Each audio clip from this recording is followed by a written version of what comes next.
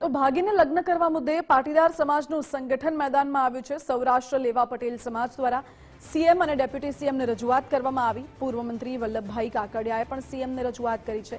Deputy સીએમને પણ આ બાબતે રજૂઆત કરાઈ છે। ભાગીને લગ્ન કરવા મુદ્દે કાયદામાં સુધારો કરવામાં આવે તેવી માંગ કરવામાં આવી। માતા પિતાની પરવાનગી ફરજિયાત કરાય તેવી પણ માંગ કરાઈ છે અને લગ્ન નોંધણી અંગે હિન્દુ મેરેજ એક્ટમાં સુધારો કરવામાં આવે તેવી પણ માંગ કરાઈ। આ પહેલા પણ પાટીદાર આગેવાનો રજૂઆત કરી ચૂક્યા છે।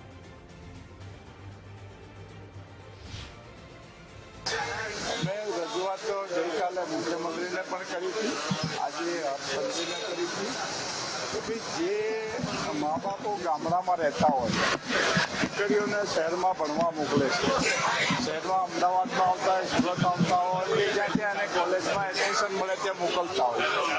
पछी घणा आज रोमियो फरता हो साचा खोटा जे खरेखर पोते पोताना धंधोय न करता हो आ तो मागीने गाड़ी लईने फरता हो अने आ दीकरीओने फसावी अने जे लग्न करे छे भगाड़ीने एना अनुसंधाનમાં અમે સરકારમાં રજૂઆત કરી।